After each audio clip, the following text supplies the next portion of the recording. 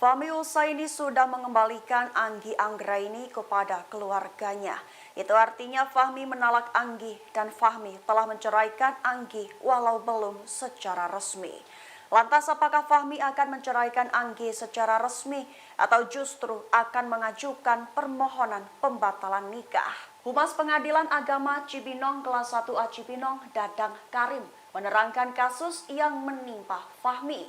Dikutip dari Tribun News Bogor pada 14 Juli, apabila Fahmi mengajukan permohonan cerai dan dikabulkan oleh hakim di Pengadilan Agama, maka ia akan berstatus duda.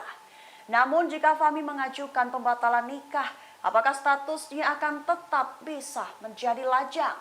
Dadang Karim menjelaskan jika itu bisa saja terjadi.